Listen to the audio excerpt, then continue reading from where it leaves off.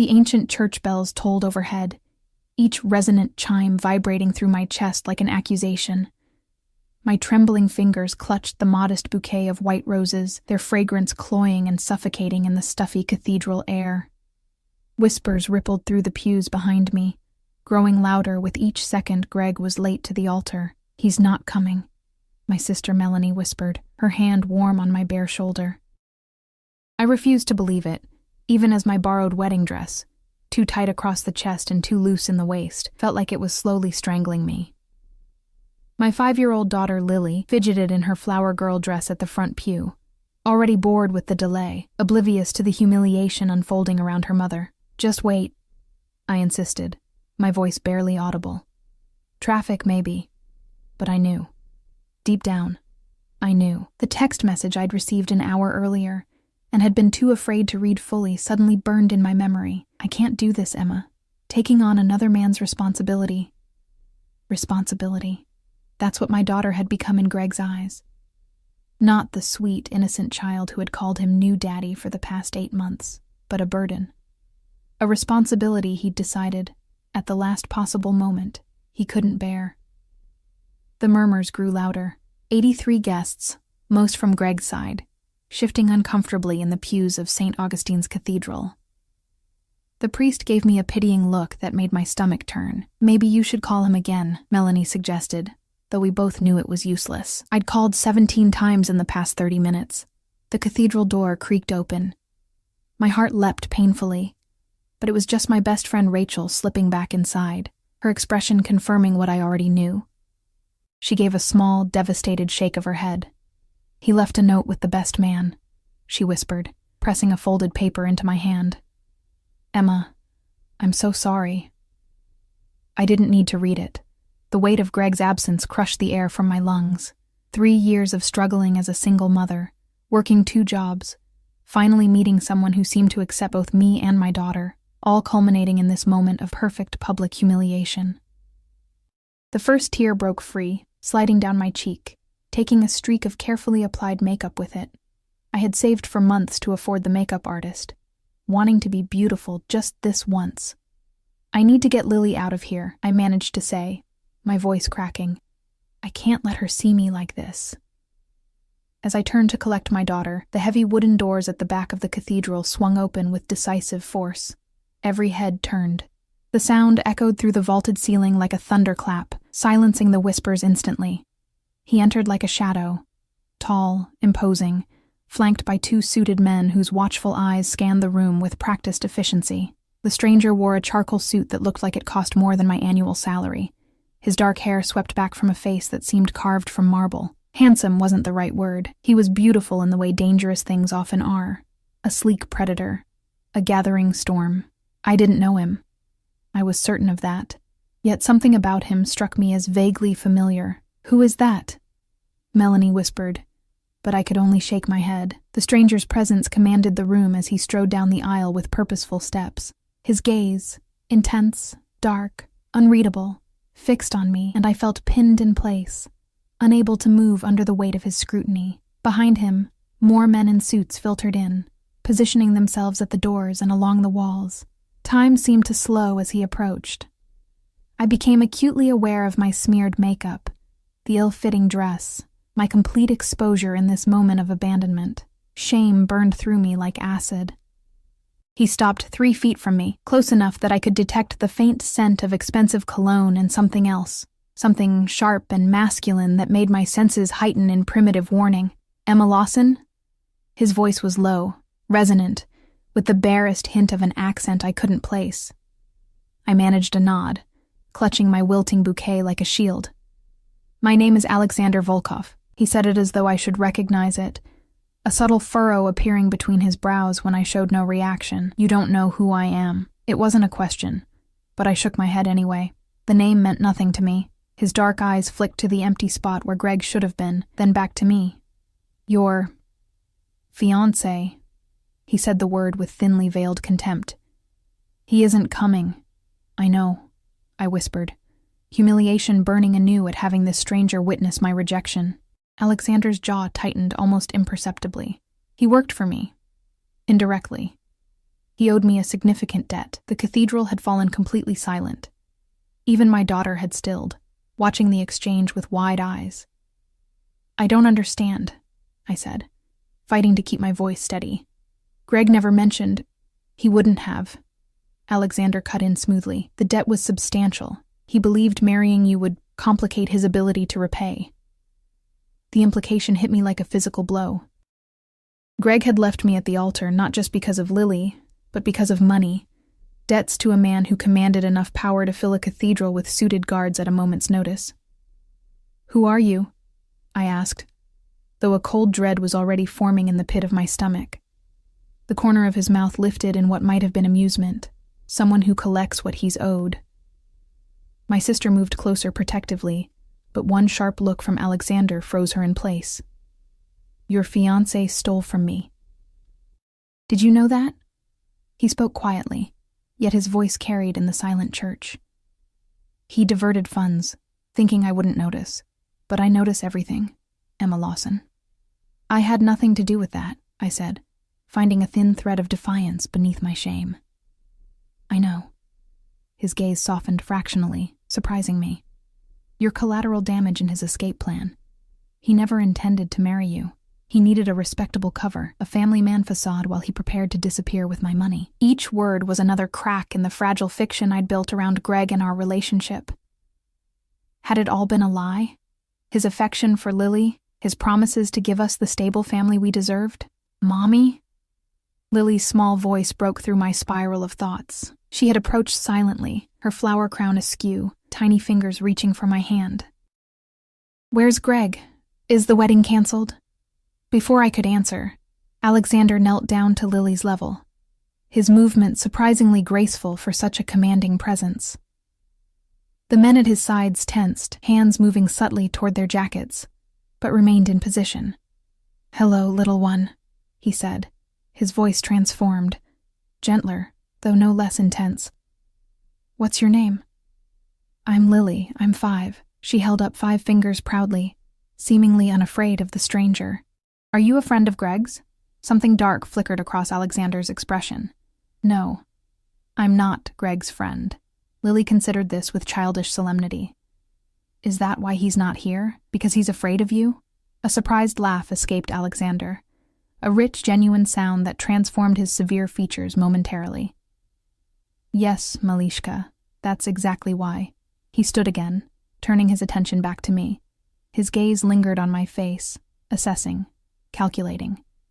I had the unsettling feeling he was seeing far more than my smeared makeup and devastation. "The debt must be paid," he said finally, his voice returning to that commanding tone. "One way or another." Fear gripped me. "I don't have any money. I barely make enough to—" "I know your financial situation," he interrupted, and the casual revelation that he knew such personal details made me shiver. "I'm not interested in what little savings you have." "Then what do you want?" My voice was barely a whisper. Alexander glanced down at Lily, then to the confused faces of my family and friends, before returning to me. "We should discuss this privately." "I'm not going anywhere with you," I said, finding courage in Lily's small hand in mine. He raised an eyebrow, the gesture somehow both elegant and threatening. "Then I'll speak plainly. Your fiancé has stolen $2 million from me. He's fled the country with my money, leaving you to face the consequences. That makes you the only available collateral." Gasps rippled through the cathedral. My sister stepped forward. "You can't be serious! She didn't do anything!" Alexander didn't even look at her. His eyes remained fixed on mine, watching my reaction with unsettling intensity. "I have a proposition for you, Emma Lawson," he said, his voice dropping lower so that only those closest could hear. "One that will settle the debt and ensure your daughter's future." "What proposition?" I asked, dread and curiosity warring within me. His answer sent a shockwave through the cathedral. "Marry me instead." The bouquet slipped from my fingers, white rose petals scattering across the polished marble floor like snow. "What?" I breathed, certain I had misheard. "Your fiancé refused to marry you," Alexander said, each word precise and deliberate. "So I'm offering to take his place." That's insane, I said, finding my voice. I don't even know you. You knew him for, what, a year? And look how that ended. His gaze was unflinching. I'm offering you security, protection, a future for your daughter. In return, the debt is erased. And if I refuse? Something shifted in his expression. A hardening. A glimpse of the steel beneath the polished exterior. Then I will collect what I'm owed through other means. Your ex-fiancé has family. They have assets. The threat was clear. I thought of Greg's elderly parents in the third pew, their confused, frightened expressions as they watched this exchange unfold. You would hurt innocent people over money? I asked, disgust rising within me. Alexander tilted his head slightly. Business is business. I prefer the elegant solution, don't you? Elegant.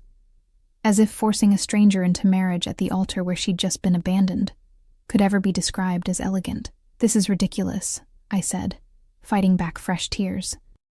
I can't just marry a stranger because another man left me. Not a stranger, he corrected. Alexander Volkov. And I'm not offering out of pity, Emma. I've had my eye on you for some time. The revelation sent a chill down my spine. What does that mean? Instead of answering, he glanced at his watch. A subtle, expensive gesture. You have a choice to make.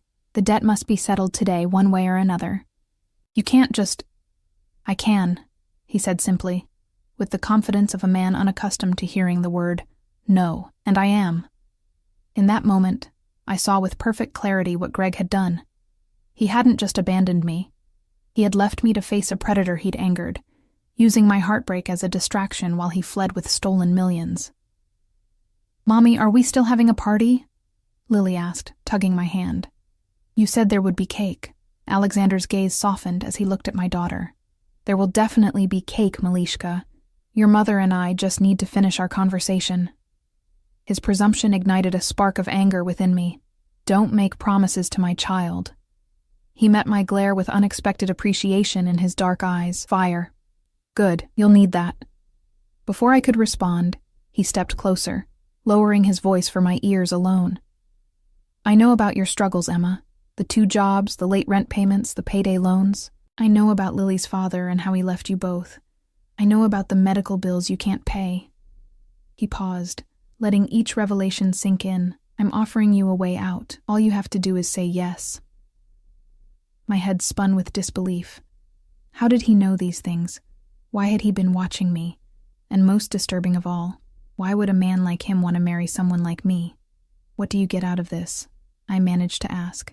A small smile played at his lips. Let's call it a mutually beneficial arrangement. You get security. I get... His gaze traveled over me in a way that made my skin heat despite myself. Something I've wanted for some time. I opened my mouth to refuse, to tell him I couldn't possibly consider such an outrageous proposal. But my eyes caught on Lily's hopeful face, then drifted to my reflection in the stained glass. A woman in a borrowed dress with smeared makeup and crushed dreams. I need time to think, I said, my voice steadier than I felt. The priest is already here. The guests are seated. It would be a shame to waste the opportunity. His tone was light, almost amused, but his eyes remained serious, watchful. Think quickly, Emma. The next few moments passed in a blur. Melanie pulled me aside, her face contorted with panic as she whispered furiously, Emma, you can't seriously be considering this. The man is clearly dangerous. I glanced over at Alexander, who stood calmly conversing with the priest. His posture relaxed yet commanding. The men who had accompanied him remained stationed throughout the cathedral, their watchful eyes never resting in one place for long. I don't have a choice, Mel, I whispered back. You heard him. If I refuse, he'll go after Greg's family. They're innocent in all this, and so are you, Melanie hissed. This is insane. We should call the police. The moment she said it, one of Alexander's men shifted closer to us. Pretending to examine a nearby statue, but clearly listening, I squeezed my sister's arm in warning. Look at these men, I murmured. Do you think the local police can protect us from whatever this is? Whoever he is? I swallowed hard. Besides, Greg stole from him. There's truth in that part at least. Melanie's eyes filled with tears. But marriage? Emma, you don't know anything about this man. I looked down at Lily, who had wandered back to her seat and was happily swinging her legs, the drama around her largely incomprehensible to her 5-year-old mind. "I know he could destroy us if I refuse," I said softly. "And I know he could provide for Lily in ways I've never been able to." The crushing weight of single motherhood, the constant financial struggle, the nights I'd gone hungry to ensure Lily had enough to eat, the medical bills piling up from her asthma treatments, all of it pressed down on me in that moment. "Just think about what you're doing," Melanie pleaded. "There has to be another way." But as Alexander turned and caught my eye from across the cathedral, the intensity of his gaze making my breath catch, I wasn't sure there was. I straightened my shoulders and walked back toward him, the torn hem of my second-hand wedding dress dragging slightly on the marble floor. As I approached, I noticed how the priest seemed simultaneously intimidated and fascinated by Alexander. "Have you reached a decision?" Alexander asked, his voice calm as though we were discussing a business proposal rather than the rest of our lives. "I need to understand something first," I said, finding resolve in the dire circumstances. "Why marriage? If this is about punishing Greg, there are simpler ways." A flicker of appreciation crossed his features. "Intelligent question," he said. "This isn't about punishing Greg, though that's an enjoyable side benefit. This is about what I want." "And what exactly do you want?" I asked, my voice barely steady. Alexander's dark eyes held mine. "A wife, a family. You." He glanced at Lily. "Both of you." A chill ran through me at the simple declaration. "But why me? There must be dozens of women who would—" "I don't want dozens of women," he cut in smoothly. "I want you. I've watched you for months, Emma. Your loyalty, your strength, your devotion to your daughter. The way you work yourself to exhaustion rather than compromise your principles. These qualities are rare." The revelation that he'd been observing me, studying my life without my knowledge, should have terrified me. Instead, I felt a disturbing ripple of something else. Something that might have been flattery in any other circumstance. "That's not normal," I said. "That's stalking." "That's due diligence," he corrected, unperturbed. "I don't enter into arrangements lightly." "Arrangements," I repeated bitterly. "Not marriages. Arrangements." His mouth curved into the barest hint of a smile. "Would you prefer I pretend this is a love match? I respect you too much for such fiction. This is an arrangement that benefits us both. I gain a wife with qualities I admire. You and your daughter gain protection, security, and a future far better than anything you could provide alone." His blunt honesty struck me more powerfully than any romantic declaration could have. After months of Greg's empty promises and ultimate betrayal, there was something almost refreshing about Alexander's straightforward approach. "If I agree," I said carefully, "I have conditions." He raised an eyebrow, amusement playing at the edges of his expression. "I'm listening." "Lily comes first, always. Her well-being, her happiness, her future. Those are non-negotiable." He nodded once, decisively. "Agreed. I want to finish my degree. I've put it off too long for Lily, and I—" "Of course," he interrupted. "I insist on it. Education is valuable." I blinked, caught off guard by his ready acceptance. "And I want to know what you do, the truth. No more secrets or surprises." At this, his expression grew more guarded. "You understand that some aspects of my business require discretion." "I'm not asking for confidential details," I clarified. "I'm asking to know who I'm marrying, what world I'm stepping into. I need to know if I'm putting Lily in danger." Alexander considered me for a long moment, his dark gaze assessing. Finally, he inclined his head slightly. "You deserve that much. We'll discuss it. Not here, but soon." I took a deep breath, my mind racing through the limited options before me. Refuse and face the consequences of Greg's theft. Accept and enter into a marriage with a powerful, dangerous man I knew almost nothing about. "One more thing," I said, my voice stronger now. "This may be an arrangement, but if we're going to be married, I won't be treated like a possession or a trophy. I expect respect." Something like admiration flickered in his eyes. "I would expect nothing less from the woman I choose as my wife." Wife. The word echoed strangely in my head. "Do we have a deal, Emma?" he asked, extending his hand toward me. I stared at his outstretched palm. Strong, well-manicured, with a thin scar running across the knuckles. This hand could protect us or destroy us. This decision could save us or doom us. Yes, I said, placing my trembling hand in his. We have a deal. His fingers closed around mine, warm and surprisingly gentle. The contact sent an unexpected jolt through me, a current of awareness that had nothing to do with fear. Excellent, he said softly. Then, turning to the priest who had been watching our exchange with poorly concealed fascination, he added, Father, we're ready to proceed with the ceremony. The next 30 minutes unfolded like a surreal dream. The whispers from the pews grew to a steady murmur as Alexander's men ushered Greg's confused relatives to one side, making room for the impromptu ceremony. My own small family, just Melanie, my elderly aunt, and 2 cousins, huddled together in shock as I took my place at the altar beside a man who was, for all intents and purposes, still a stranger. Lily, delighted that the wedding was proceeding after all, skipped back up the aisle, scattering her flower petals with renewed enthusiasm. When she reached us, Alexander surprised me by kneeling down to her level again. May I have your permission to marry your mother? He asked her solemnly. Lily tilted her head, studying him with the direct, unfiltered gaze of childhood. Will you make her cry like Greg did? A shadow passed over Alexander's features. No, Malishka, I won't make her cry. Promise? She pressed, with all the seriousness a 5-year-old could muster. I promise, he said, and I was startled by the sincerity in his voice. Lily considered this for a moment, then nodded. Okay. But you have to come to my tea parties. Greg never did. A genuine smile transformed Alexander's face, softening the hard edges and revealing a dimple in his left cheek. It would be my honor to attend your tea parties. The exchange was so unexpected, so strangely normal amid the absurdity of the situation, that I felt a hysterical laugh bubble up in my throat.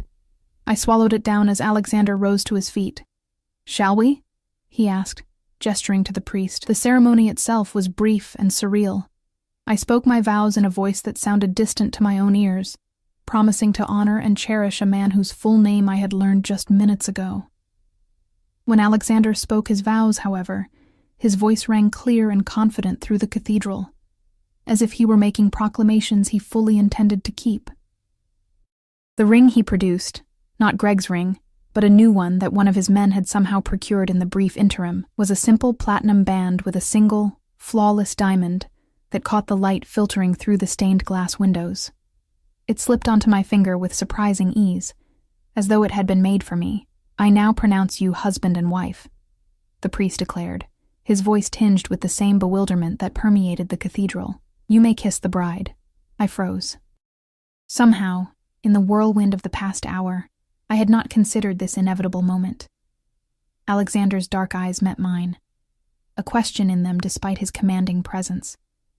He was waiting for my permission. With the slightest nod, I consented.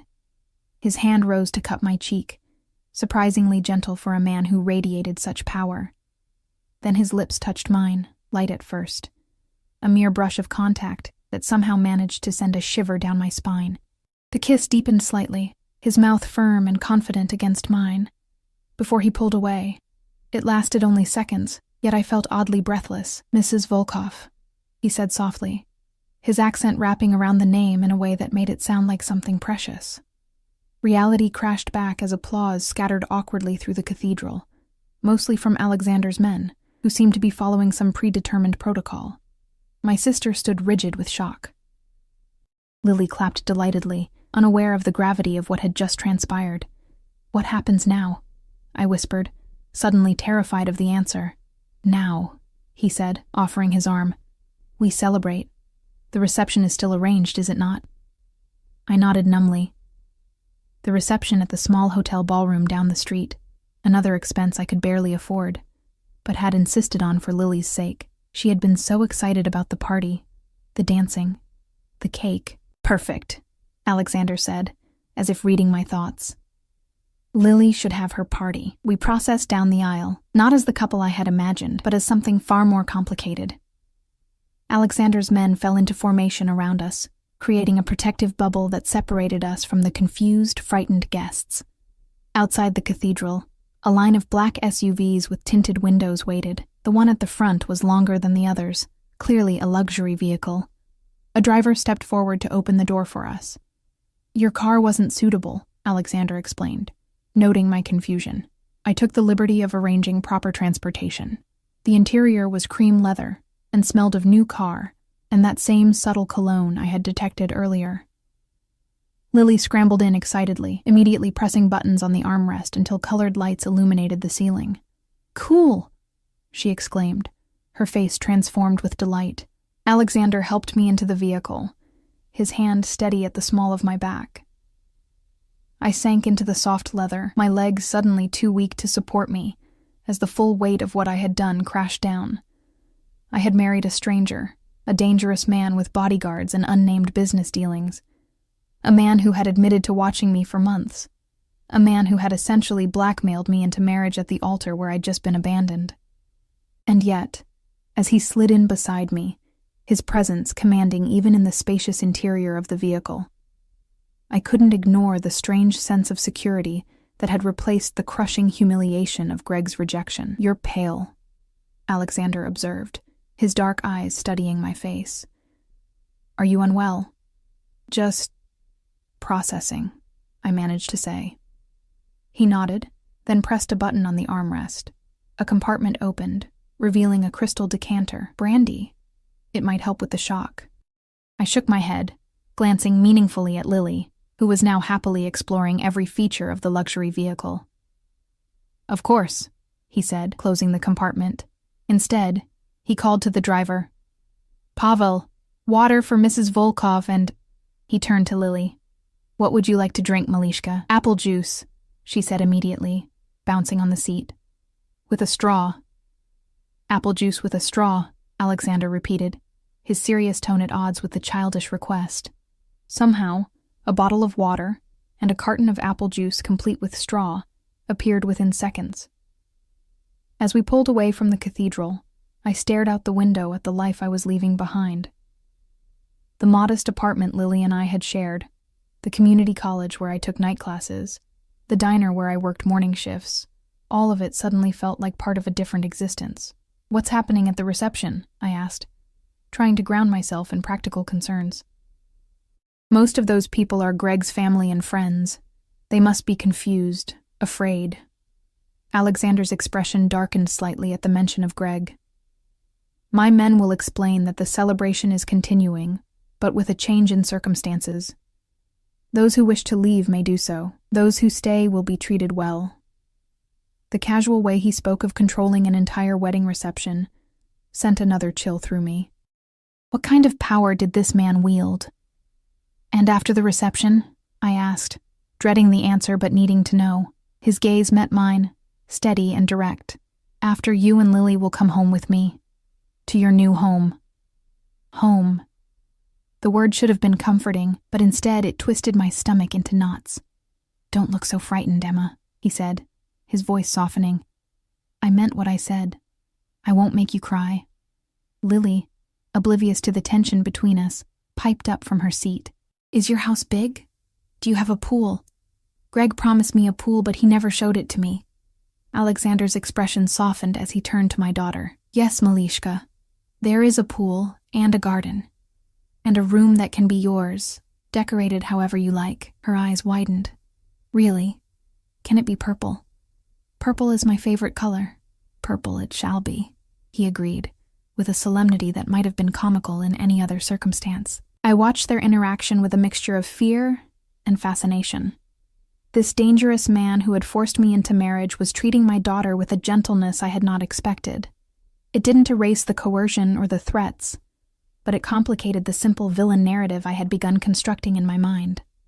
As the car glided smoothly toward the hotel where our reception waited, I gazed down at the platinum ring now adorning my finger, the tangible symbol of the bargain I had struck. For better or worse, I was now Emma Volkov, wife to a man I didn't know and couldn't trust, but who had, in his own words, had his eye on me for some time. The thought should have terrified me completely.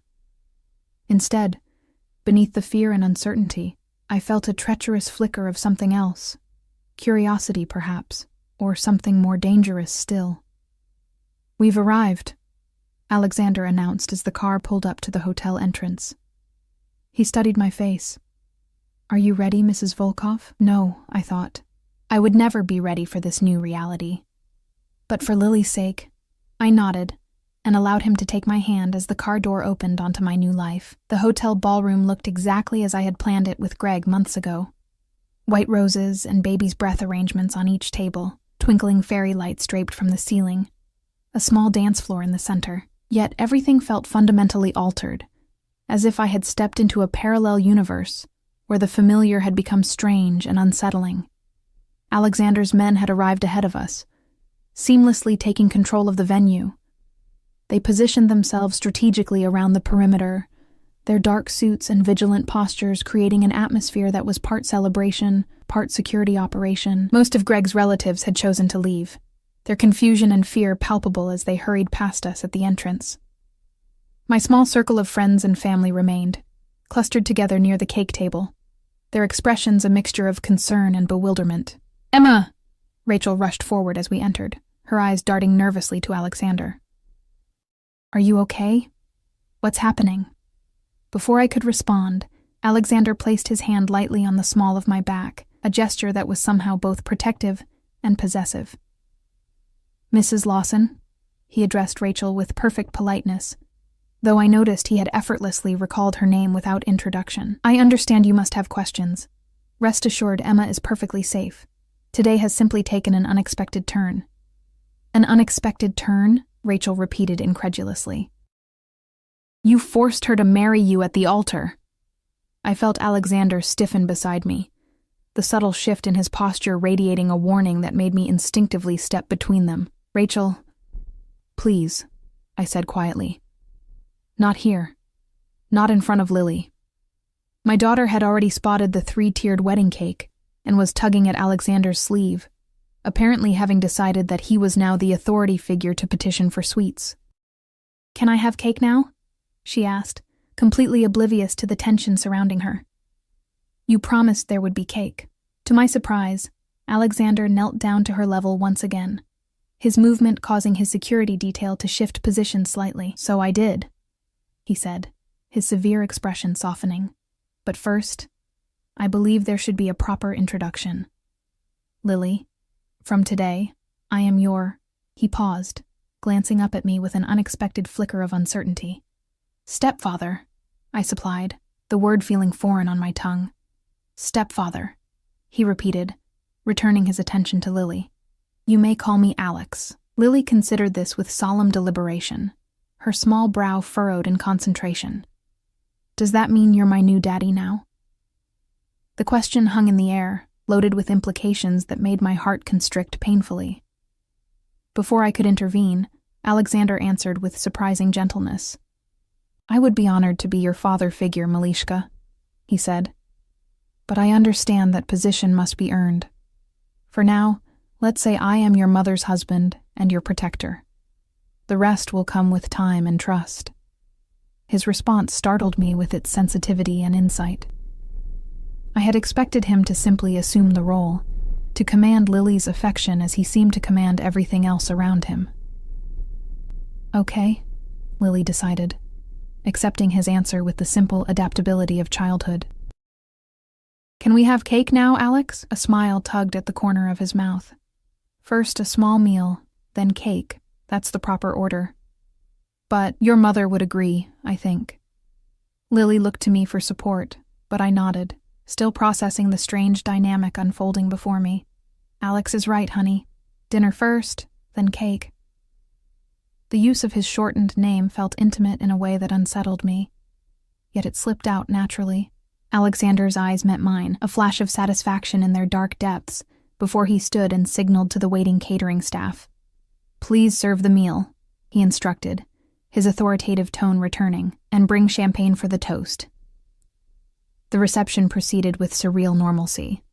We sat at the head table, Lily between us, chattering happily about her flower girl dress and the do-over wedding, as she called it. Melanie and my few other guests maintained a wary distance, occasionally shooting me concerned glances that I answered with reassuring smiles I didn't feel. Halfway through the meal, Alexander leaned close to me, his voice low enough that only I could hear. "Your sister wants to speak with you alone. I suggest the ladies' room in 5 minutes. My men will ensure privacy." I turned to him, startled. "How did you—" "She's been signaling you for the past 10 minutes, he said simply. "And she's frightened for you, a reasonable concern, given the circumstances." The fact that he had noticed, and more surprisingly, that he was facilitating the conversation, confused me. "You don't mind?" A faint smile crossed his lips. "I'm not a jailer, Emma. You're my wife, not my prisoner." The distinction felt thinner than his words suggested, but I nodded gratefully. "Thank you." 5 minutes later, I slipped away from the table and met Melanie in the ornate hotel restroom. One of Alexander's men stood outside the door, ensuring we weren't disturbed. The moment the door closed behind us, Melanie gripped my arms, her face pale with worry. "Emma, what the hell is happening? Who is this man? Are you being threatened?" "It's complicated, Mel," I said, checking the stalls to ensure we were truly alone. "Alexander is powerful, connected. Greg stole from him and ran." "So what? That's not your problem. You can't just marry a criminal because your ex was a thief." "He's not—" I paused, realizing I had no idea whether Alexander was a criminal or not. The presence of armed guards and his casual references to debts and threats certainly suggested something outside the law. "I don't know what he is exactly, but I know he could hurt a lot of people if I had refused." "Including you?" Melanie pressed, her eyes searching mine. I hesitated. Strangely, "I don't think so. He seems protective, at least of me and Lily." "Emma, listen to yourself. This is Stockholm Syndrome before you've even been kidnapped." She ran a hand through her hair in frustration. "I'm calling the police as soon as we leave here." Fear shot through me. "No. Mel, you can't. You don't understand what you'd be dealing with. These men, they're not—" I lowered my voice further. "They're not the kind of people the local police can handle. You just put yourself in danger." "So what, you're just going to go home with him? Live as his wife? Share his bed?" Her voice broke on the last words, the reality of my situation crashing down around us both. The thought of physical intimacy with Alexander sent an unexpected heat through me, not entirely from fear. I pushed the feeling aside, focusing on the practical. "I don't have a choice right now," I said firmly.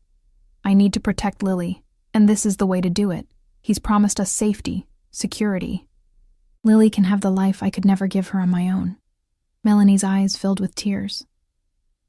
"At what cost, Emma? What will he expect from you?" The question hung between us, unanswered, as the door to the restroom swung open. One of Alexander's men stood in the doorway, his expression carefully neutral. "Mrs. Volkov, your husband requests your presence for the cake cutting."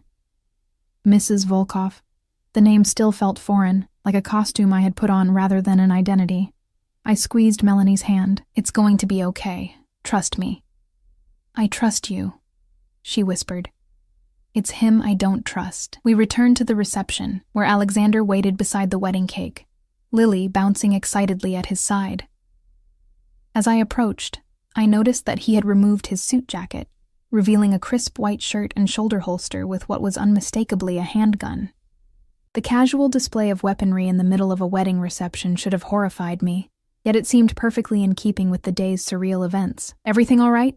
he asked as I rejoined them, his eyes assessing my expression with that now familiar intensity. "Yes," I said, aware of Melanie watching us closely. "Just sister talk." He nodded, clearly not believing the simplification but accepting it nonetheless. "Lily has been very patient waiting for cake," he said, changing the subject. "She tells me chocolate is her favorite." "It is," I confirmed, surprised he had taken the time to learn such a detail about my daughter during my brief absence. Lily tugged at my dress. "Can we cut the cake now, Mommy, please?" The normalcy of her request amid the strangeness of the day nearly broke me. This was supposed to be a happy occasion. My wedding day, the beginning of a stable family life for Lily. Instead, It had become something I couldn't even define. "Of course, sweetheart," I managed, forcing a smile. The cake-cutting ceremony was a strange facsimile of tradition. Alexander's hand covered mine as we sliced through the bottom tier together, his touch warm and steady against my trembling fingers. When it came time to feed each other a piece, another tradition I had insisted on for Lily's sake, I hesitated. Alexander seemed to sense my reluctance. With a subtlety I was beginning to recognize as characteristic, he adjusted the moment, taking a small bite from the piece I offered, then immediately turning to offer a bite to Lily instead of to me. She giggled with delight, chocolate frosting smearing across her cheek as she bit into the cake. "Your turn, Mommy," she insisted, and I found myself accepting a small piece from Alexander's fingers, the casual intimacy of the gesture sending another unwelcome ripple of awareness through me. As the cake was distributed to the remaining guests, Alexander led me to the small dance floor, his intent clear. "I don't think I can dance," I whispered, panic rising at the thought of being held in his arms while everyone watched. "We must," he said simply. "It's expected. Just follow my lead." Before I could protest further, his arm slipped around my waist, drawing me against him with gentle but insistent pressure. His other hand clasped mine, and we began moving to the soft music the hired DJ had started playing. "You're afraid," he observed, his voice low enough that only I could hear. "Of course I'm afraid," I replied, finding a thread of defiance beneath the fear. I just married a complete stranger who threatened Greg's family if I refused. Should I be relaxed? To my surprise, a smile tugged at his lips. "No. Your fear is reasonable, but perhaps misplaced." "What does that mean?" His eyes held mine as we moved across the floor. "It means I have no intention of harming you or Lily. Quite the opposite. Then why force this marriage? Why not just let me go when Greg ran?" The questions had been burning inside me since the moment he appeared in the cathedral. Alexander was quiet for a moment, his steps never faltering as he guided me in a simple waltz. "I told you before. I've had my eye on you for some time." "That doesn't explain anything," I pressed, emboldened by the privacy of our conversation amid the music. "Why me? I'm nobody special." His hand tightened slightly at my waist. "You underestimate yourself, Emma. Your resilience, your loyalty, your fierce protection of your daughter despite overwhelming odds." His gaze intensified. "These qualities are valuable to me." "Valuable," I repeated. "Like an asset, like a partner," he corrected. "I have wealth, power, influence, but these things mean little without someone worthy to share them with, someone who understands sacrifice and loyalty." The explanation was both flattering and disturbing. "So you, what, watched me from afar and decided I would make a suitable wife?" "In essence, yes," he admitted without a trace of embarrassment. "Though the opportunity to claim you arose unexpectedly, Greg's theft accelerated my timeline." "Claim me," I echoed, the possessive language sending a shiver down my spine. "I'm not a possession, Alexander. Alex," he corrected gently. "And no, you're not a possession. You're something far more precious. A woman who earned my respect before you even knew I existed." Before I could respond to this unsettling declaration, the music shifted to a livelier tune, and Lily bounded onto the dance floor, breaking the tension of the moment. "Dance with me too," she demanded, tugging at Alexander's pant leg. Without hesitation, he released me and scooped Lily up, settling her on his hip with surprising ease. "As the lady commands," he said, his severe expression transforming as he spun her around, eliciting a squeal of delight.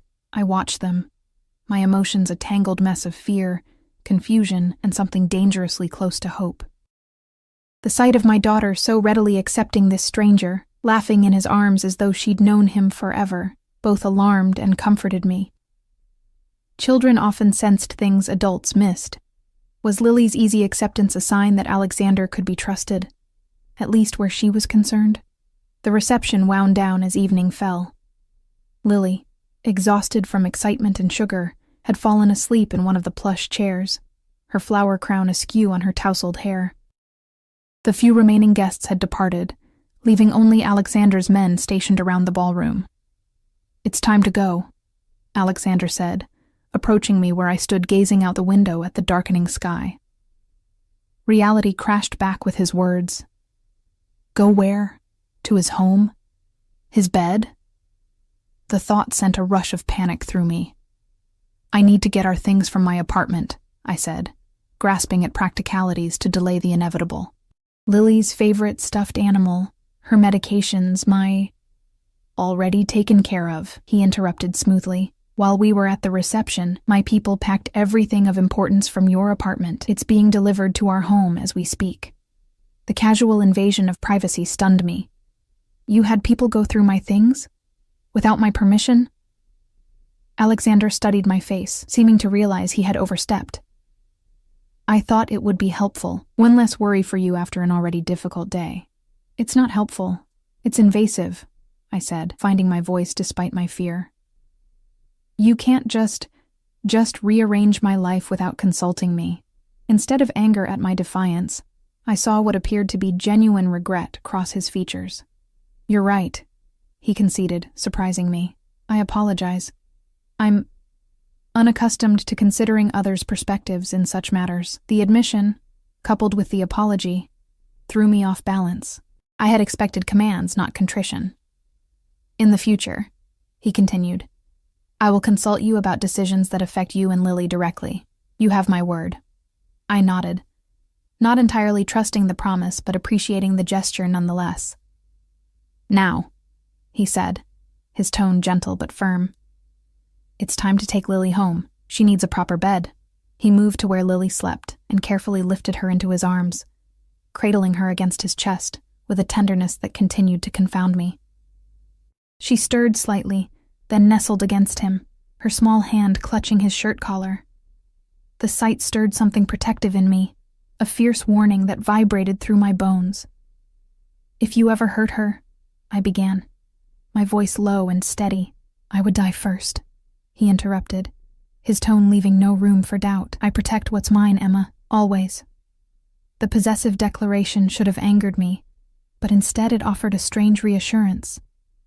Whatever Alexander's motivations for this forced marriage, Lily's safety seemed genuinely important to him. We exited the hotel to find the same black SUV waiting at the curb. The driver opened the door as we approached, and Alexander carefully placed Lily in a child seat that hadn't been there during our earlier journey, another detail he had arranged without my knowledge. As we pulled away from the hotel, leaving behind the last vestiges of the life I had planned with Greg, I stared out the window at the familiar streets of my small town. We drove past the diner where I had worked morning shifts, past the community college where I took night classes, past the park where I brought Lily to play when I could afford an afternoon off. Where exactly are we going? I asked, suddenly realizing I had no idea where Alexander lived. Home, he said simply. It's about an hour's drive. You should rest if you can. Today has been taxing for you. An hour would take us well beyond the town limits, into the wealthy suburbs that had always seemed like another world to me. I leaned my head against the cool window, exhaustion settling into my bones as the events of the day caught up with me.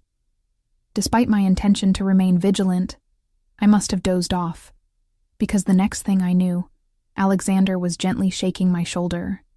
We've arrived, Emma, he said softly. I blinked awake, disoriented, to find we had stopped before a set of imposing iron gates. As they swung open silently, the SUV proceeded up a long, winding driveway flanked by perfectly manicured hedges. In the darkness, I could make out the silhouette of what appeared to be a massive house. No, not a house, an estate, looming ahead of us. This is where you live? I asked, my voice small in the quiet car. This is where we live, Alexander corrected, as the vehicle came to a stop before a grand entrance. Welcome home, Mrs. Volkov. As the driver opened the door and I stepped out into my new life, I couldn't help but wonder if I had traded one prison for another, the prison of poverty and struggle for the gilded cage of a dangerous man's protection. Only time would tell which was worse. Alexander lifted the still sleeping Lily from her seat, cradling her protectively against his chest. Follow me, he said quietly. I'll show you to your rooms. Your rooms. Plural. The implication wasn't lost on me. Perhaps this night, at least, I would have a reprieve from the more intimate aspects of this arranged marriage. The thought brought both relief and a confusing pang of something like disappointment that I quickly suppressed. As we stepped through the massive front doors into a foyer larger than my entire apartment, I took a deep breath and straightened my shoulders. Whatever came next, I would face it with the same strength and determination that had gotten Lily and me through the past 5 years. I had survived abandonment, poverty, and humiliation. I could survive becoming Mrs. Alexander Volkov. I had to. For Lily. For myself. For whatever future might be possible in this strange new world I had entered. The interior of Alexander's home, our home now, I reminded myself, was a study in tasteful opulence. Gleaming marble floors stretched across the foyer, reflecting the soft light from a crystal chandelier that hung like a constellation above us. The walls were adorned with artwork that even my untrained eye recognized as valuable, and the furniture appeared to be antique, each piece carefully selected for both beauty and function. "The staff has retired for the evening," Alexander said quietly as he led me up a sweeping staircase, still carrying the sleeping Lily. "You'll meet them tomorrow. Staff." Of course there would be staff in a house this size. Another reminder of how dramatically my life had changed in the span of a single day. At the top of the stairs, we turned down a long hallway lined with doors. Alexander stopped before one painted a soft lavender color and pushed it open with his shoulder, revealing a child's bedroom that took my breath away. The room was spacious and airy, with a canopied bed centered on one wall and a window seat overlooking what appeared to be extensive gardens. Stuffed animals were arranged on shelves, and a small table with a child-sized tea set occupied one corner. Everything was done in shades of purple, Lily's favorite color. "How did you—" I began, then stopped, remembering his earlier admission that he had been watching us for months. The thought should have disturbed me more than it did. Alexander moved to the bed, gently laying Lily down on the plush comforter. With unexpected tenderness, he removed her shoes and the askew flower crown before pulling a blanket over her small form. "Her things will be unpacked tomorrow," he whispered. "But I wanted her to have a proper room ready tonight." I stood frozen in the doorway, trying to reconcile this gentle consideration with the man who had essentially blackmailed me into marriage hours earlier. The contradiction was becoming a pattern I couldn't quite unravel. "Thank you," I said finally. Because regardless of his motives, the care he had taken to make Lily comfortable was undeniable. He nodded once, then straightened and moved past me into the hallway, gesturing for me to follow. 2 doors down, he opened another room. "Your bedroom," he said simply. Relief flooded through me at the confirmation that we would not be sharing a room, at least not immediately. The space was elegant and feminine without being frilly. A large 4-poster bed with cream-colored linens, a writing desk by the window, a comfortable reading chair in one corner. Like Lily's room, it seemed designed specifically for its occupant. "My room is connected through that door," Alexander added, indicating a door on the far wall. "It remains unlocked, but I assure you, I will not enter without your invitation." The statement was both reassuring and unsettling, a promise of privacy that nevertheless acknowledged the eventual expectation of intimacy. I nodded, not trusting myself to respond verbally. "Your things should arrive within the hour," he continued, moving to a closet and opening it to reveal several garments already hanging inside. In the meantime, I took the liberty of providing some essentials. "I hope they meet with your approval." I stepped forward to examine the clothes. Simple but clearly expensive items in my size, from jeans and sweaters to a few dresses and nightgowns.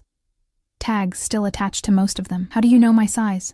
I asked, though I already suspected the answer. A ghost of a smile touched his lips. "I pay attention to details, Emma. It's both a professional necessity and a personal inclination." Before I could respond to this cryptic statement, he moved toward the door. "The bathroom is through there," he said, indicating another door opposite the closet. "You'll find everything you need. If you require anything else, there's an intercom by the bed. Just press the button and ask." He paused at the threshold, his dark eyes studying me with that now familiar intensity. "I imagine you have questions. Many of them. We will talk tomorrow, when you've had time to rest and process today's events." "Wait," I said, as he turned to leave. You promised to tell me what you do, who you are. I need to know what world I've brought my daughter into." Alexander hesitated, then nodded slightly. A fair request. He stepped back into the room, closing the door behind him. "What do you think I do, Emma?" The directness of the question caught me off guard. I don't know. Something illegal, obviously. The men, the guns, the threats. You're some kind of criminal. A simplistic assessment, but not inaccurate, he acknowledged, his expression neutral.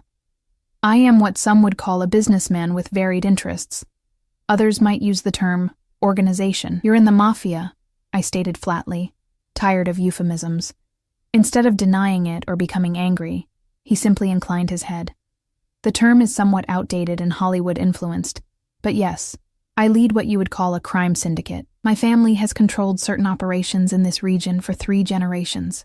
The calm admission sent a chill through me, even though I had already suspected as much. What kind of operations? Various enterprises, he replied carefully. Some legitimate, others less so. Import, export businesses, real estate, construction, protection services, gambling, loan facilitation. I noted the careful language, protection instead of extortion, loan facilitation instead of loan sharking. Do you hurt people? His expression hardened slightly. When necessary. I don't take pleasure in violence, Emma. But in my world, it is sometimes unavoidable. I prefer negotiation and mutual benefit where possible. Like our marriage, I couldn't keep the bitterness from my voice. Our situation is unique, he conceded. But I did not lie earlier. I have been observing you for some time, admiring your strength and resilience. Greg's theft provided an opportunity I might not have had otherwise. So, if Greg hadn't stolen from you, what would you have done? Just watched me indefinitely from afar like some kind of stalker?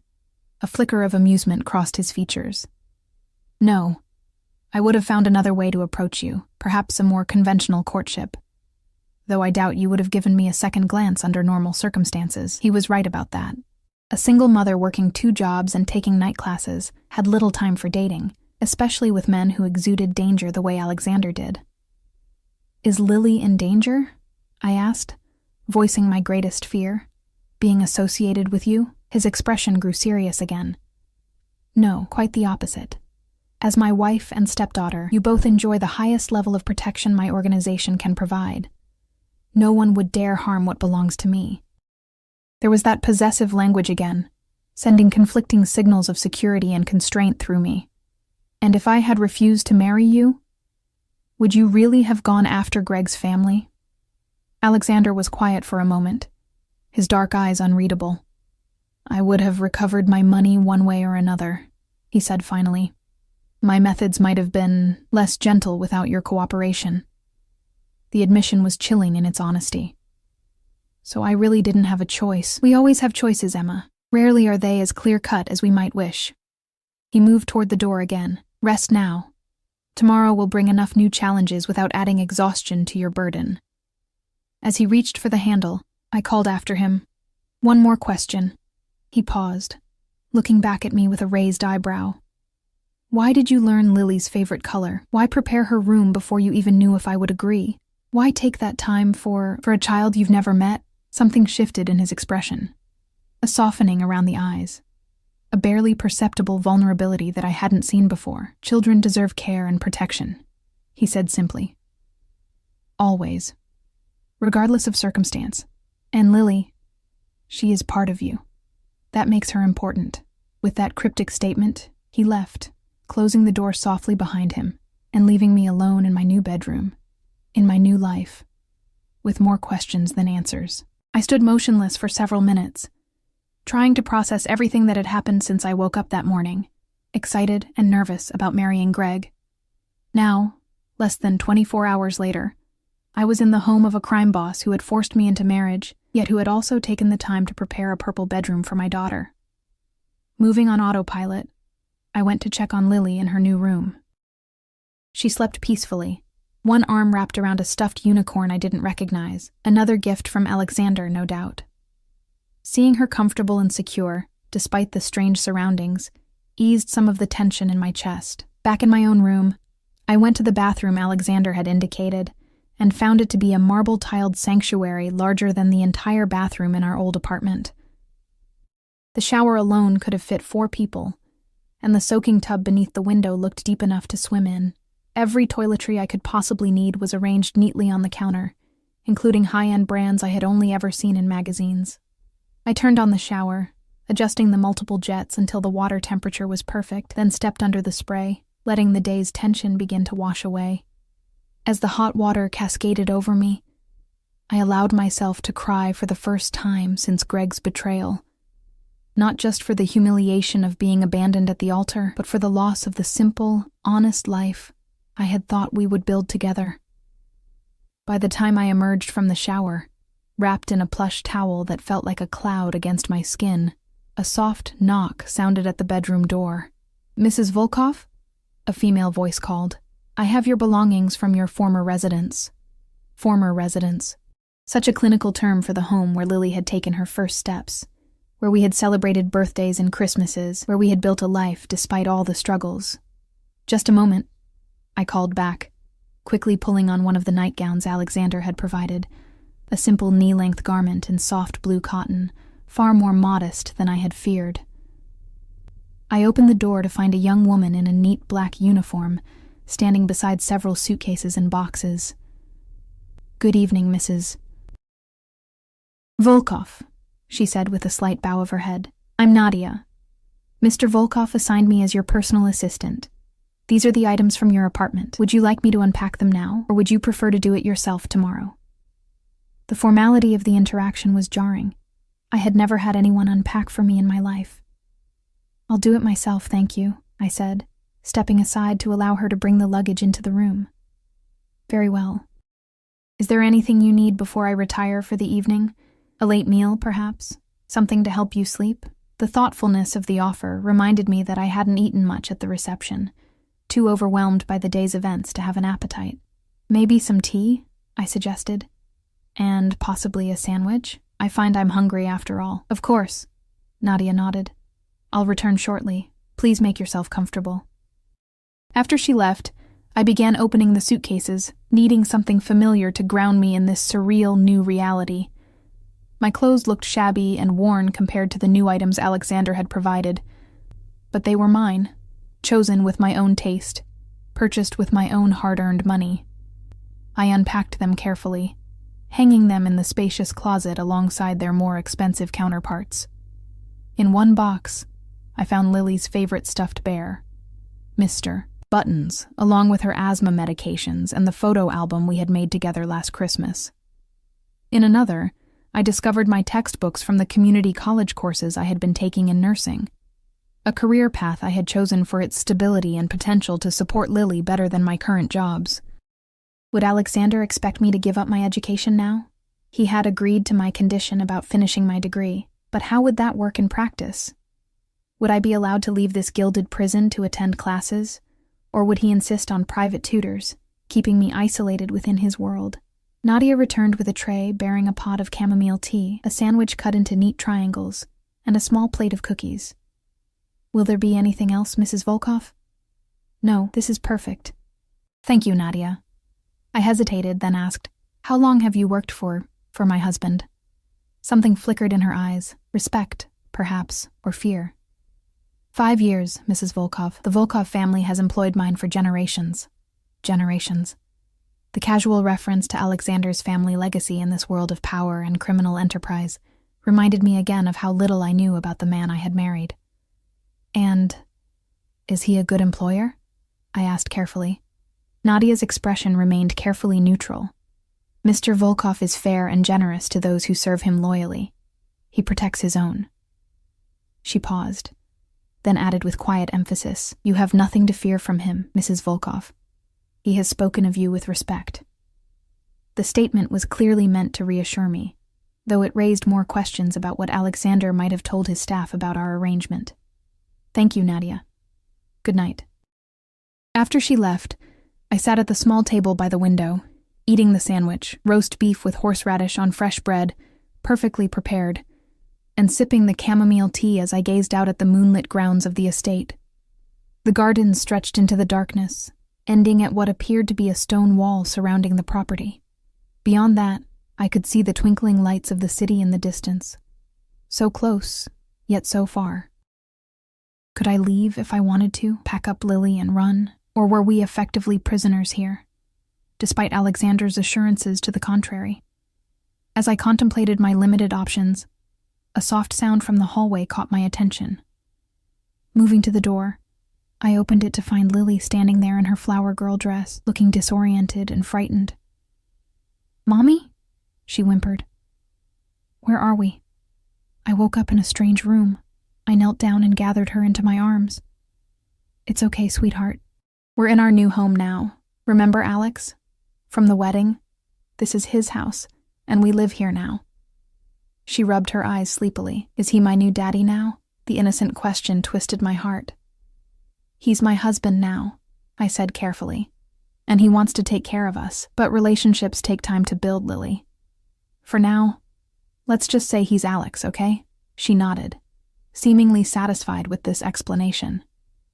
"My room is purple," she said, as if this fact outweighed all other considerations. Despite everything, I smiled. "Yes, it is. Would you like to sleep in here with me tonight, or go back to your new purple room?" She considered the question seriously. "Can you come tuck me in my purple room again? I like it there, but it's big and new." "Of course, sweetheart." I led her back to her bedroom, where she changed into pajamas I found in a dresser drawer. New ones, with unicorns on them, exactly her size. As I tucked her into the canopied bed, she looked around the room with sleepy wonder. "Mommy, are we rich now?" she asked innocently. The question caught me off guard. "Alex is rich," I corrected gently. "He's sharing his home with us because he loves you?" Her childish directness cut to the heart of the matter. I hesitated, unwilling to lie to my daughter, yet unable to explain the complex arrangement I had entered into. "Because he wants to take care of us," I said finally, which was at least partially true. Lily yawned, her eyelids growing heavy. "I like him," she murmured as sleep began to reclaim her. "He smells nice, and he promised me cake, and he made my room purple." Simple criteria for earning a child's trust: keeping promises, providing comfort, attending to their preferences. Alexander had somehow known exactly how to win Lily over, which was both reassuring and concerning. "Sleep tight, sweetheart," I whispered, kissing her forehead. "I love you more than anything in the whole world." "Love you too, Mommy," she mumbled, already drifting off. As I returned to my own room, I found myself standing before the door that connected my bedroom to Alexander's. He had said it remained unlocked, but that he wouldn't enter without my invitation. Did that mean I was free to enter his space? Or was the door unlocked merely so he could keep track of my movements?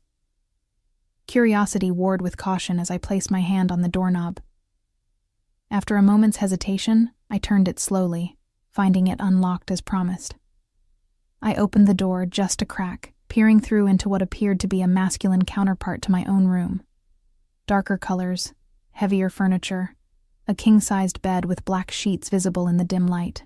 Alexander sat at a desk in the corner, his back to the door, speaking quietly into a phone in what sounded like Russian. He wore only dress pants and a white undershirt, his shoulder holster hanging over the back of his chair, the gun clearly visible. Even in this more casual state, he radiated power and control.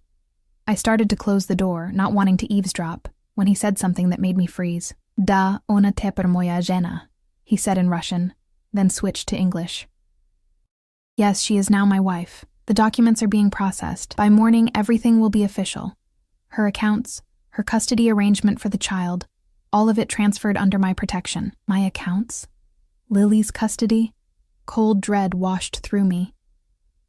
What exactly had I agreed to when I said "I do" in that cathedral? As if sensing my presence, Alexander turned, his dark eyes finding mine through the narrow opening of the door. Instead of anger at my intrusion, I saw something that might have been approval flash across his features. "I'll call you back," he said into the phone, ending the call without taking his eyes from mine. For a long moment, we simply looked at each other through the doorway, me in the borrowed nightgown, him in his partially dressed state, the power imbalance between us never more apparent than in this moment. "You should be resting," he said finally, his voice low and even. "I heard what you said," I replied, finding courage in the righteous anger beginning to burn inside me. "About my accounts, about Lily's custody, what have you done?" Instead of denying it or becoming defensive, Alexander rose from his chair and approached the doorway with measured steps. "I have secured your position and Lily's," he said calmly. "As my wife, you enjoy certain protections and privileges. Legal and financial security is part of that package. You had no right to make those changes without consulting me," I said, my voice shaking slightly but determined. "We talked about this earlier. You promised to consult me about decisions that affect Lily and me directly." A flicker of what might have been remorse crossed his features. "You're right. I should have discussed it with you first, but these arrangements were set in motion before our conversation. My legal team works efficiently." "Too efficiently," I muttered. "I want access to my own accounts, and I want to know exactly what changes you've made regarding Lily's custody." Alexander studied me for a moment, then nodded. "Fair requests. Tomorrow my lawyer will provide you with all the documentation and explain the arrangements in detail. You'll maintain control of your personal accounts, with the addition of a considerable allowance. As for Lily's custody, the changes simply establish you as having sole legal custody, with me as a legal guardian in the event of your incapacity." The euphemism wasn't lost on me. "You mean if I die or try to leave you?" His expression hardened slightly. "I mean if you are unable to care for her for any reason. It's a standard legal precaution, Emma. Nothing more sinister than that." I wasn't entirely convinced, but I was too exhausted to argue further. "We'll discuss this tomorrow with your lawyer present," I said firmly. "All of it." To my surprise, Alexander smiled. A genuine expression that transformed his severe features and reminded me again that beneath the dangerous exterior was a man, not a monster. "You're adapting quickly to your new position," he observed. "Good. I don't want a cowed wife, Emma. I want a partner who can hold her own in my world." The statement confused me. If he wanted an equal partner, why force me into marriage? Why not court me properly? Allow me to choose him freely? The contradiction was yet another piece of the puzzle that was Alexander Volkov. "Good night, Alexander," I said, beginning to close the door. "Alex," he corrected gently. "And Emma, I meant what I said to Lily. I will earn my place in your lives. I'm a patient man." As I closed the door and returned to my own bed, his words echoed in my mind: patient, determined, dangerous. Yet also, in his own way, honorable. The combination was as confusing as it was compelling. Lying in the most comfortable bed I had ever experienced, I stared at the ceiling, trying to make sense of my new reality. I had entered this arrangement believing I had no choice, that it was a sacrifice made for Lily's sake and for the protection of innocent people. But as sleep finally began to claim me, I couldn't ignore the unsettling realization that some small, treacherous part of me was curious to discover what kind of life awaited me as Mrs. Alexander Volkov. I awoke to sunlight streaming through curtains I didn't remember closing, momentarily disoriented by the unfamiliar surroundings. The events of the previous day rushed back in a flood of memory: Greg's abandonment, Alexander's appearance, our hasty wedding, and my first night in this mansion that was now, supposedly, my home. A soft knock at the door pulled me from my thoughts. "Mrs. Volkov?" Nadia's voice called. "I've brought breakfast and coffee. May I come in?" "Yes, please," I called back, sitting up and running a hand through my tangled hair. Nadia entered, carrying a tray laden with fresh pastries, fruit, and a steaming pot of coffee. She set it on the small table by the window, then moved to draw the curtains fully open, revealing a breathtaking view of manicured gardens stretching toward a distant tree line. "Did you sleep well, Mrs. Volkov?" she asked, pouring a cup of coffee exactly how I preferred it. Light with cream, no sugar. Another detail Alexander had somehow learned during his observation of my life. Surprisingly, yes, I admitted. The comfort of the bed had eventually lulled me into a deeper sleep than I'd expected. "Miss Lily is already awake and having breakfast in the kitchen with Mrs. Reynolds, our cook," Nadia informed me. She seems to be adapting well. Mr. Volkov arranged for a tutor to assess her educational needs this morning, if that meets with your approval. The casual way she mentioned decisions being made about my daughter's education without my input reignited yesterday's frustration. A tutor? Without discussing it with me first? Nadia's expression remained carefully neutral. Mr. Volkov mentioned you might prefer to be consulted on such matters. He asked me to inform you that the assessment is merely preliminary, and that all educational decisions will ultimately be yours to make. The small concession, evidence that Alexander had at least acknowledged our conversation from the night before, eased my irritation slightly. Thank you, Nadia. Please tell my husband I would like to speak with him this morning, and I'd like to see Lily as soon as I've dressed. Of course, Mrs. Volkov. Mr. Volkov is currently in a meeting but asked me to inform you that he has scheduled time to speak with you at 11. His attorney will be present to address your questions about the financial and legal arrangements. She moved to the closet, opening it with practiced efficiency. Would you like assistance selecting your attire for the day? The offer was so foreign to my experience that I almost laughed. No, thank you. I can manage. Nadia nodded. Very well. If you need anything, simply press the intercom button. When you're ready to see Miss Lily, she'll be in the garden with Mrs. Reynolds and Dmitri. Dmitri? The unfamiliar name set off alarms in my head. Miss Lily's security detail, Nadia explained matter-of-factly. Mr. Volkov assigns protection to all family members, security detail, for a 5-year-old. The reminder of the world I had entered, a world where children needed armed guards, sent a chill through me despite the warm morning sunlight. After Nadia left, I ate the breakfast she'd brought, surprised by my own appetite. The pastries were still warm, the fruit perfectly ripe, the coffee rich and flavorful. Small luxuries I had rarely been able to afford in my previous life. I dressed in a pair of jeans and a simple blouse from my own wardrobe, deliberately choosing my familiar clothes over the expensive new items Alexander had provided. A small act of independence in a situation where I had precious little control. Following Nadia's directions, I made my way downstairs and through the house to the rear garden. The mansion was even more impressive by daylight. Spacious rooms decorated with tasteful luxury, artwork that looked museum-worthy, furnishings that spoke of old money and refined taste rather than gaudy new wealth. I found Lily sitting on a stone patio, happily chatting with an older woman who must have been Mrs. Reynolds.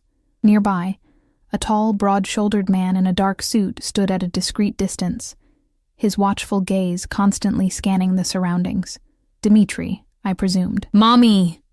Lily cried when she spotted me, jumping up from her chair and running toward me. "Our house has a fountain, and Mrs. Reynolds made pancakes shaped like animals, and Dmitri showed me how to say hello in Russian." I scooped her up, holding her tightly as if to reassure myself that despite our changed circumstances, she was still my same exuberant Lily. "That sounds wonderful, sweetheart. Are you doing okay with all these new things?" She nodded enthusiastically. "I love my purple room, and Alex said I can have swimming lessons in the big pool when it gets warmer.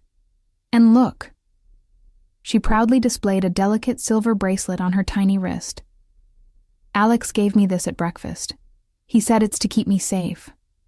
I examined the bracelet more closely and noticed a small charm that looked suspiciously like a tracking device. My stomach tightened at the realization, but I forced a smile for Lily's sake. "It's very pretty, honey." "Mr. Volkov had it specially made," Dmitri spoke up, approaching us with a respectful nod. "It contains a GPS locator and a panic button. If she presses the star charm for 3 seconds, it alerts security immediately. A precaution only, Mrs. Volkov." A precaution against what? I wanted to ask, but not in front of Lily. "Thank you for looking after her, Dmitri." "It is my honor," he replied with unexpected sincerity. "Mr. Volkov has assigned me exclusively to Miss Lily's protection. I have 3 daughters of my own. I understand the precious nature of my charge." The personal detail humanized him, transforming him from a faceless security guard to a father who understood the value of what he was protecting. Another calculated move by Alexander, or genuine consideration. "Lily, would you like to show me around the garden?" I asked, needing some time alone with my daughter. "Yes, there are roses and a maze and a special playground Alex said was just for me." She tugged at my hand, eager to display all the wonders of our new home. As we walked through the garden, Dmitri maintained a respectful distance, close enough to respond if needed, but far enough to give us privacy. Lily chattered excitedly about everything she had discovered that morning. The kitchen that was bigger than our whole old apartment, the library filled with children's books, the promises Alexander had made about swimming lessons and ballet classes, and a puppy once we were settled. "You seem to like Alex," I observed carefully, watching her reaction. Lily nodded vigorously. "He's nice. And he listens when I talk, not like Greg, who was always looking at his phone. And he said I could call him Papa when I'm ready, but only if I want to. No pressure." No pressure. The exact words Alexander must have used, repeated in my daughter's innocent voice. The calculated perfection of his approach to winning Lily's trust was both impressive and unsettling. "Remember what we talked about, though," I said gently. "Getting to know new people takes time. It's okay to like Alex, but we need to build trust slowly." "I know, Mommy." That's what Alex said, too. She skipped ahead to examine a butterfly that had landed on a nearby flower, apparently untroubled by the complexities that weighed so heavily on me. At precisely 11 o'clock, Nadia found us in the garden to escort me to Alexander's study. Lily stayed behind with Mrs. Reynolds, who had planned an art project to keep her occupied during our meeting. Alexander's study reflected his personality. Powerful, elegant, with an old-world sensibility tempered by modern efficiency. Floor-to-ceiling bookshelves lined one wall, a massive desk dominated the center of the room, and a seating area with leather chairs occupied one corner. The windows overlooked the front drive, providing a strategic view of anyone approaching the house. Alexander stood as I entered, dressed impeccably in a tailored suit that emphasized his athletic build. "Emma," he greeted me, his dark eyes taking in my deliberately casual attire without comment. "I trust you slept well?" "Well enough," I replied, taking the seat he indicated. An older man in an expensive suit sat nearby, a briefcase open on the coffee table between us. "This is Mr. Harrington, my attorney." Alexander introduced us. "He has prepared the documentation you requested regarding your accounts and Lily's custody arrangements." Mr. Harrington handed me a folder containing several legal documents. "Mrs. Volkov, I've prepared a summary of the changes for your review. As Mr. Volkov indicated, you retain control of your personal accounts, which now include a monthly allowance of $50,000 for your discretionary use." I nearly choked at the figure. $50,000? Per month? "A reasonable amount for the wife of a man in Mr. Volkov's position," the attorney replied, without a hint of irony. "Additionally, a trust has been established for Lily's education and future needs, currently funded at $5 million, with annual additions planned." $5 million. More money than I would have earned in multiple lifetimes at the diner. "As for the custody arrangements," Mr. Harrington continued, "the documents establish you as having sole legal custody of Lily, with Mr. Volkov named as legal guardian in the event of your incapacity. There is also a provision for formal adoption proceedings to begin after 1 year of marriage, should all parties agree at that time." I flipped through the documents, trying to absorb the life-altering information they contained. "And my nursing program? Will I be allowed to continue my education?" "Allowed?" Alexander interjected, a hint of surprise in his voice. "Of course. In fact, I've taken the liberty of arranging for your transfer to the university's full-time program, with all expenses covered, unless you would prefer to continue part-time at the community college." The offer was tempting. The university's nursing program was far superior to my community college courses, but the demanding schedule had been impossible while working 2 jobs to support Lily. The university would be preferable, I admitted cautiously. "Excellent. Mr. Harrington will finalize those arrangements." Alexander nodded to the attorney, who made a note in his planner. After reviewing the remaining documents, which included health insurance, life insurance, and various legal protections I barely understood, Mr. Harrington excused himself, leaving Alexander and me alone in the study. "You have more questions," Alexander observed, moving to sit across from me rather than behind his imposing desk. "Ask them freely."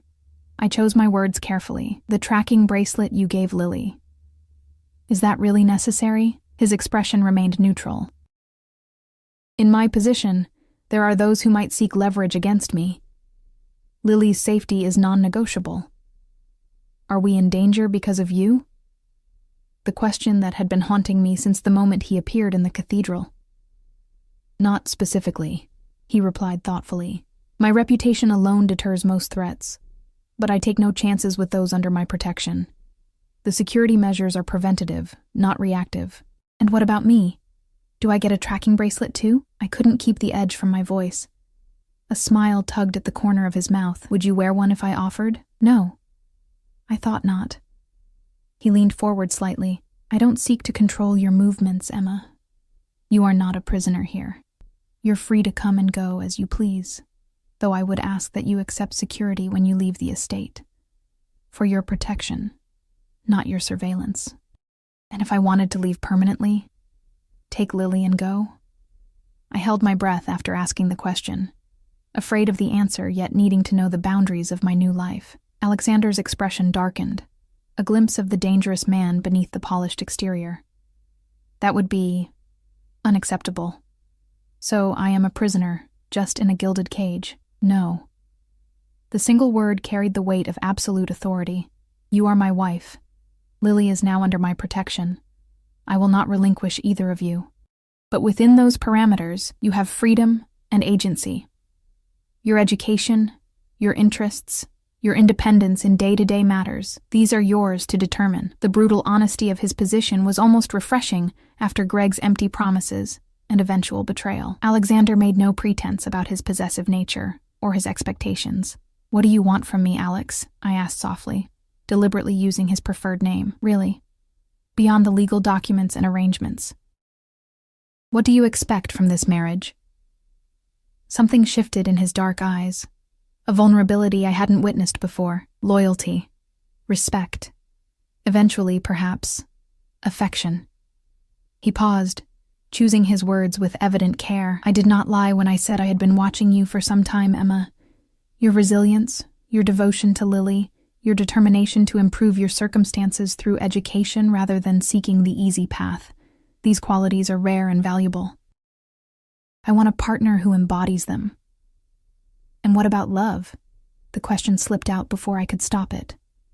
Love, he repeated, as if testing the word. In my experience, love is often a weakness exploited by others, but I believe a deeper attachment can grow from respect and shared purpose. He met my gaze directly. I am not incapable of love, Emma. But I do not expect it to be given freely or quickly. The answer was more honest than I had anticipated, revealing a pragmatic view of relationships that was oddly compatible with my own hard-earned wariness after Lily's father abandoned us and Greg's ultimate betrayal. There is one more matter we should discuss, Alexander said, his tone shifting to something more businesslike. The physical aspect of our marriage. Heat rushed to my face at the direct approach. I will not press you, he interrupted smoothly. As I said last night, I am a patient man. We will share proximity through our connected rooms, meals together, public appearances as husband and wife. The rest will develop naturally, or not at all. The unexpected consideration caught me off guard. I had prepared myself for demands, not patience. Thank you, I said quietly, genuinely appreciative of this small mercy. He nodded once, then stood. I have business to attend to this afternoon, but I would like us to dine together tonight. You, me, and Lily. A proper family dinner to begin establishing routines. Family dinner.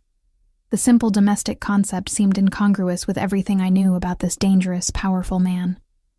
All right, I agreed. Lily would like that. And you? He asked, studying my face with that unnerving intensity.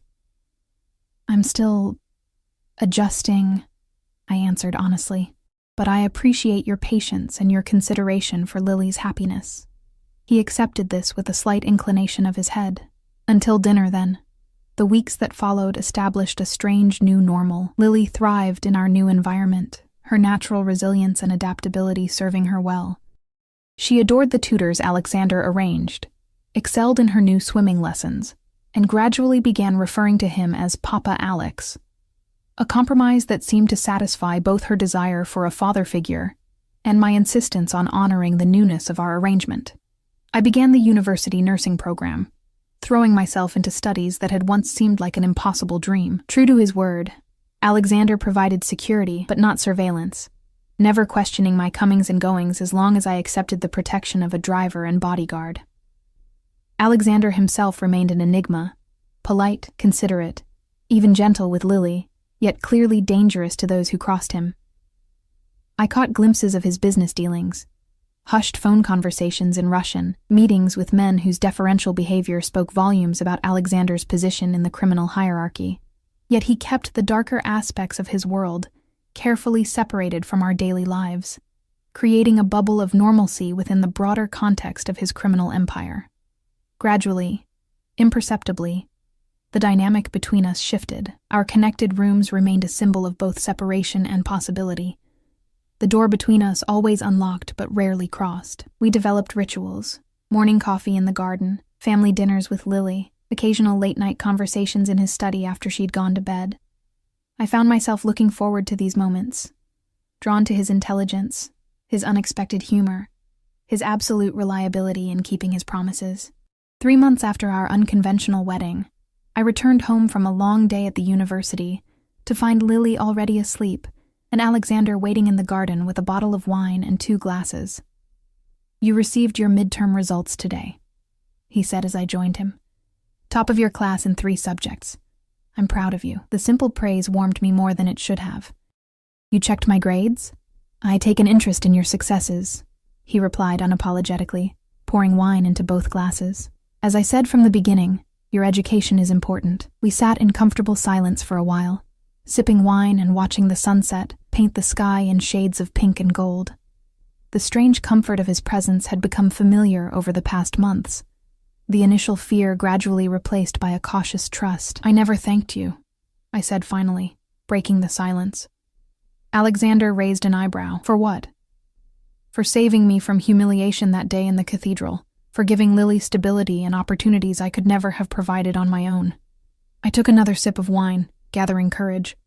"When you appeared, I thought you were there to hurt us because of what Greg had done. Instead, you've given us a home, security, a future." "Is it so surprising that I would protect what's mine?" he asked softly. Once the possessive phrasing would have angered me. Now I understood it as his way of expressing care. "We weren't yours then," I reminded him. "You claimed us. I recognized your value," he corrected. "There's a difference." The distinction was subtle, but significant.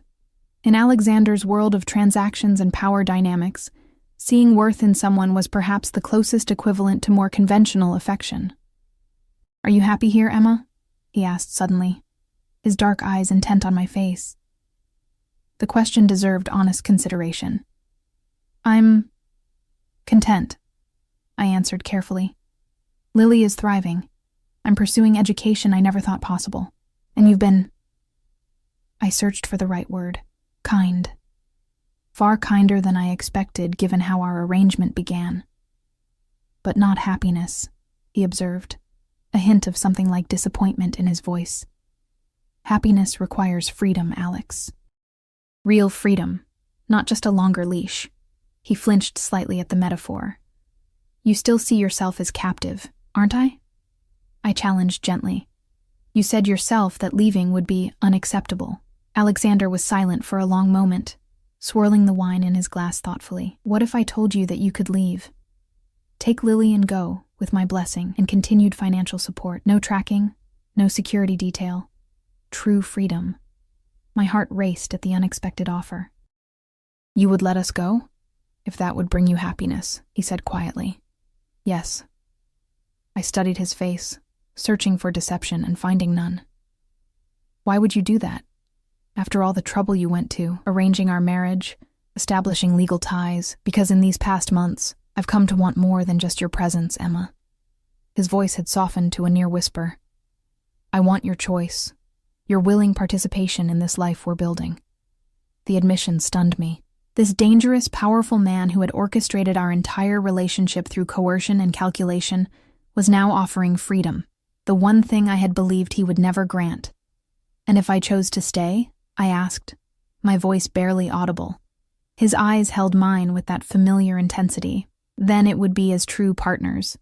Not captive and captor, not debtor and creditor, but husband and wife, in substance as well as name. The invitation in his words was unmistakable. In offering me freedom, he was also offering intimacy, a relationship based on choice rather than coercion. The final barrier between us removed. "I need time to think," I said, overwhelmed by the implications of his offer. "Take all the time you need," he replied. "As I've said from the beginning, I'm a patient man." That night, I lay awake in my bed, staring at the connecting door that separated our rooms, the door that had remained closed each night, despite the growing attraction between us, the door that symbolized the final choice I had yet to make. I thought of Lily's happiness, her attachment to Papa Alex that had grown naturally despite my initial reservations. I thought of the life we had built here, imperfect, complicated, but secure in ways I had never experienced before. And I thought of Alexander himself, the man who had forced me into marriage yet never forced himself upon me, the criminal with an unshakable code of honor, the dangerous man who read bedtime stories to Lily with different voices for each character. With sudden clarity, I realized that the choice had already been made, not in a single dramatic moment, but in the accumulation of small decisions and growing trust over the past months. I had chosen this life, this man, this future. Not when I said "I do" in the cathedral, but in all the days that followed. Rising from my bed, I moved to the connecting door and turned the handle. Alexander was awake, sitting in an armchair by the window, a book open in his lap. He looked up as I entered, his expression questioning but hopeful. "I don't need time, after all," I said softly, crossing the threshold that had remained uncrossed for 3 months. "I choose to stay, not because I have to, but because I want to." As he rose to meet me, I saw in his eyes not the calculation or control I had once feared, but something I never expected to find in this arranged marriage, the beginning of love, freely given and freely received. The Mafia boss who had claimed me at the altar had offered me freedom, only to find I had already chosen him. And in that choice, we both found something neither of us had been looking for that day in the cathedral. Not just security or status, but the promise of genuine happiness together.